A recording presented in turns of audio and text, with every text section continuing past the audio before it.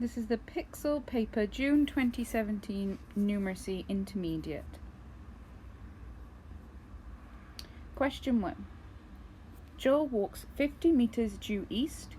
He then turns left through an angle of 67 degrees, and he then walks a further 70 meters in a straight line.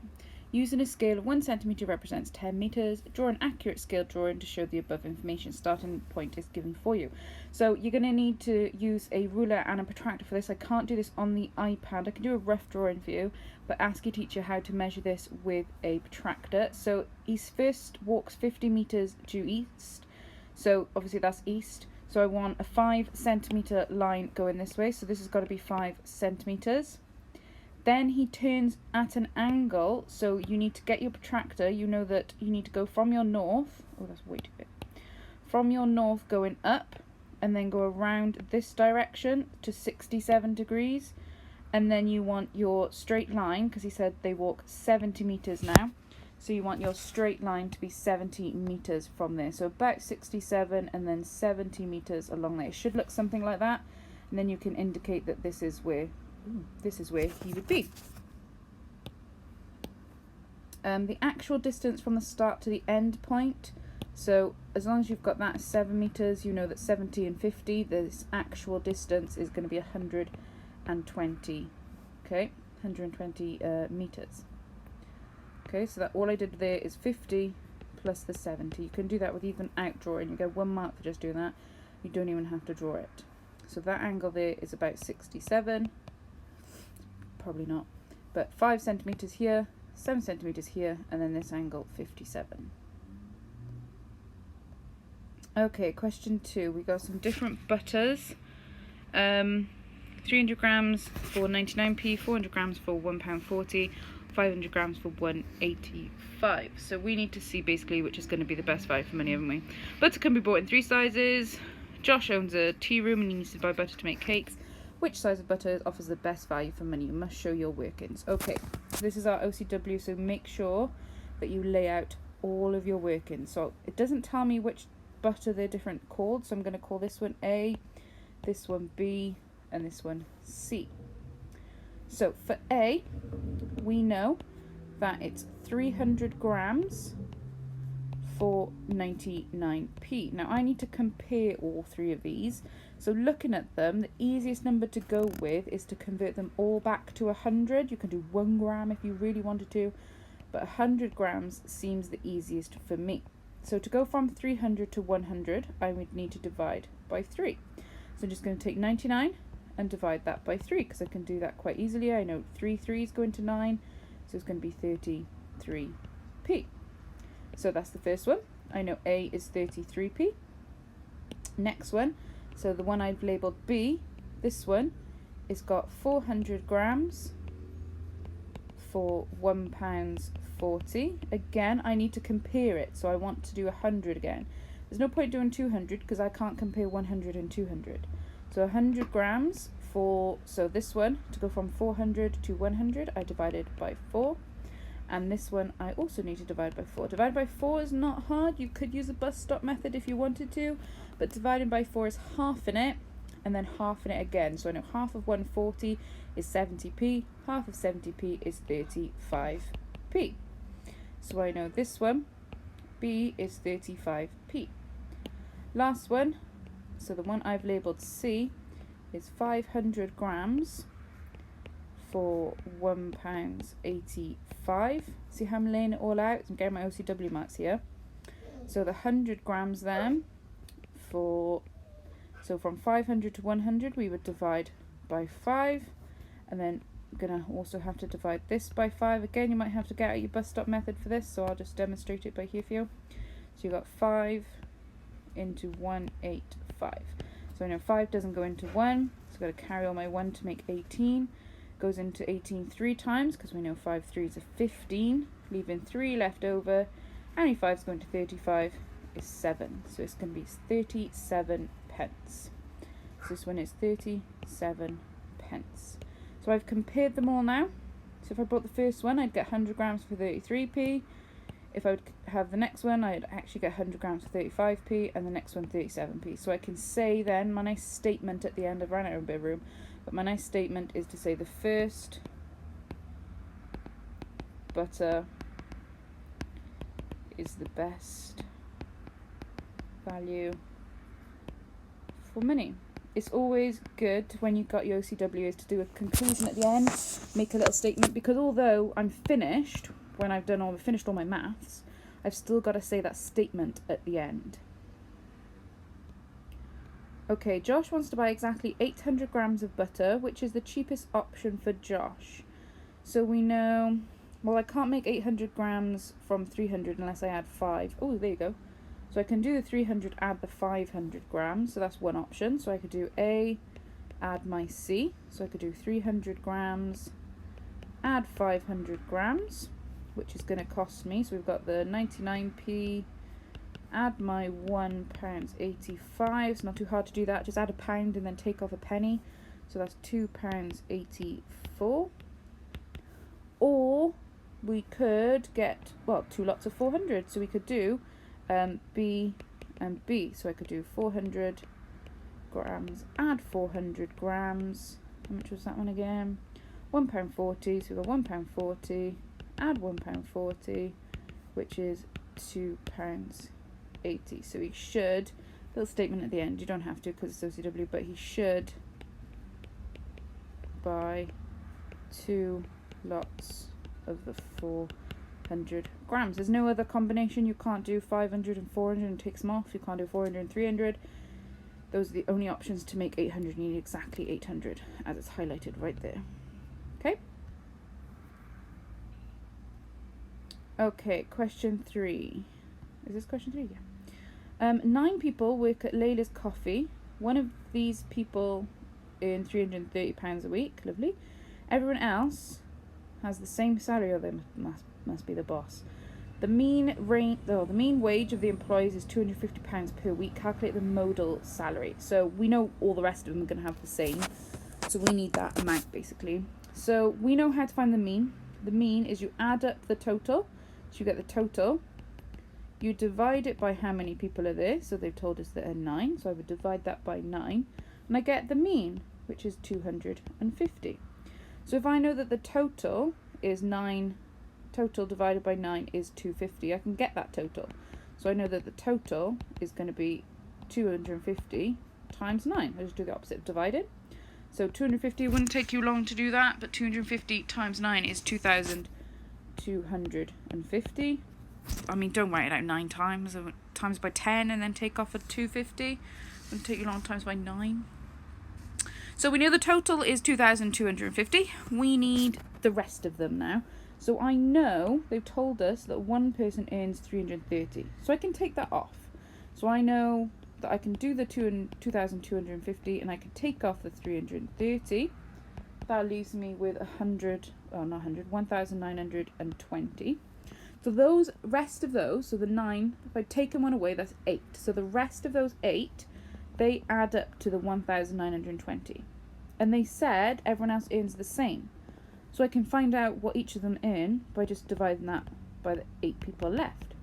So when I divide that by 8 again, you could have used the bus stop method, wouldn't take you long, so 240. I demonstrated that earlier if you want to have a go yourself. So the modal salary that everyone else has got 240. So it's 240, 240, 240, then one person's got 330. So Layla's Coffee employs a new member of staff who earns £100 a week. God bless him. Must be 16. What difference does this make to the range? Right, we know the range is the biggest, take away the smallest. So the biggest one hasn't changed, but the smallest number has. So the old range biggest was 330 and the smallest was 240. So the old range was only 90. However, the new range, so again, the big number hasn't changed, but the small number has now, so it's gone down to 100. So that's now 230. So the difference in the range, we've got, it was 230, was 90, So the difference between that is 140. Okay, so it's asked you to compare the ranges. So I've found one range, found the other range, and I've just compared them slightly.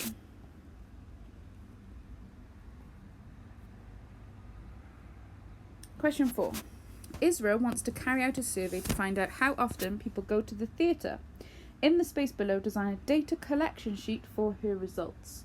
Okay, so, I mean, you could do any type of data collection sheet. I'm going to just do a simple one. So I'm going to split this into 3 columns. Oh, let me make that straight line.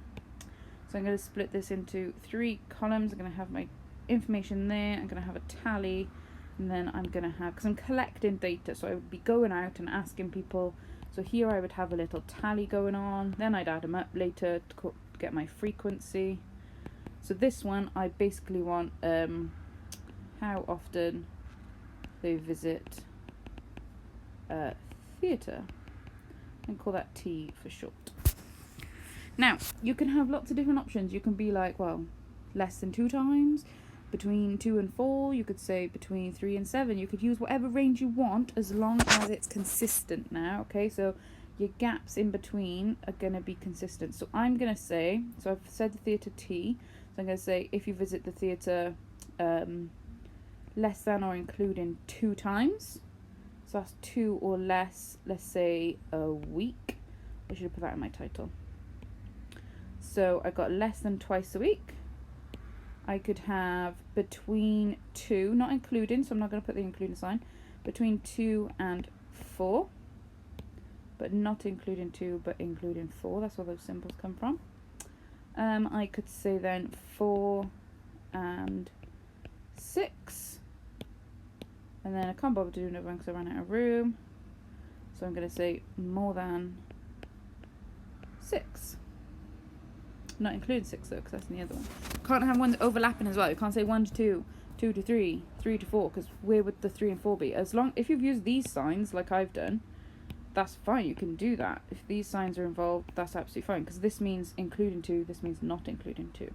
It's up to you how you want to put your information there. But I'm happy with that. So she conducts her survey by giving questionnaires to her friends at school. Give one criticism of how the survey was carried out. You could say loads of different things. You could say they're her friends, so they're going to be biased. You can say that they're her friends, so they're all going to be similar ages, so there's not a range in your collection of data. You can say they're in school, like who goes to the theatre when they're in school? Anything. There's loads of different options you could say. I'm just going to go with a simple one, saying that her friends, therefore bias. So they're going to be biased because they're her friends. You're obviously going to be like, oh yeah, I visit the theatre like 7 times a week, where you don't. Like, who goes to the theatre? Ooh, right, we're making macaroons. Lovely. Using the recipe shown above, they're very colourful, aren't they? Calculate the quality of ground almonds necessary to make 60, right, and we need it in kilograms, okay. So if to make 12 macaroons, I could call it M for short, because I'm going to misspell macaroons if I keep writing it. So for 12 macaroons, I needed, what are we doing, almonds? 125 grams of ground almonds. Then I'm going to need 60 now, so they want to know how much 60 is. So for 12, it's 125. We just got to do 60. Right, this is way good for 3 marks. This is super easy. So how do you go from 12 to 60? What do you times by, just divide the 60 divided by 12. What do you times 12 by to get 60? It's only 5, so we need to times that by 5. So all you need to do is also 125 times 5. Won't take you long to do that. Do you want me to demonstrate that for you? Sure. Obviously you can't talk back. So just a quick box. 125. Do long to divide times by 5. So I'm going to times it by 5 like this.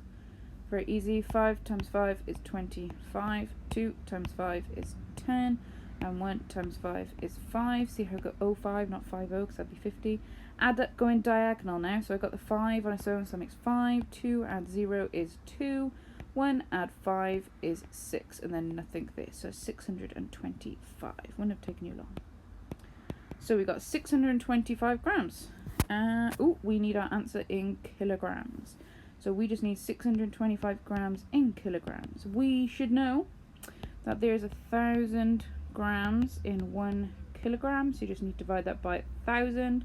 So that's going to be 0.625 kilograms. Alrighty, Chloe works for a bakery. She uses the above recipe to make macaroons. She has 525 grams of sugar and intends to use it all. How much water will she need? Oh, this is less space for a bigger question.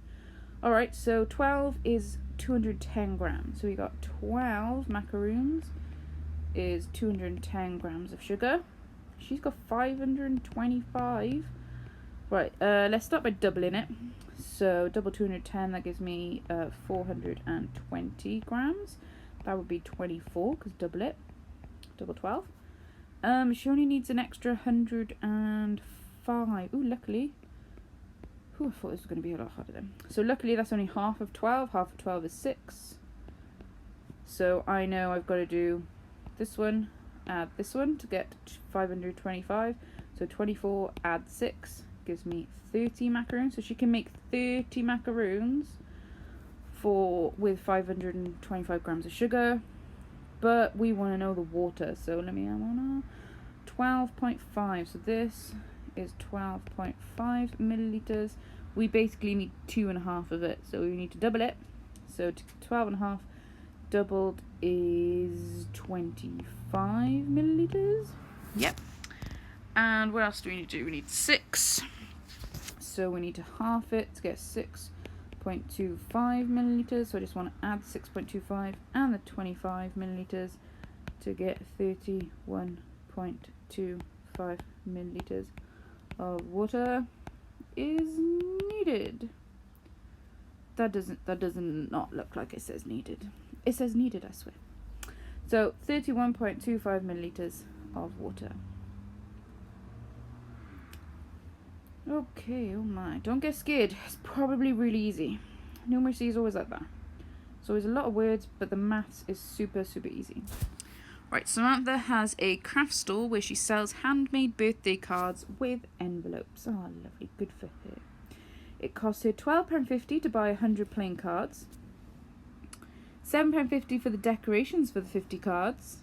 Oh, for 50 cards, okay. 10p for an envelope. Oh, it's expensive for an envelope.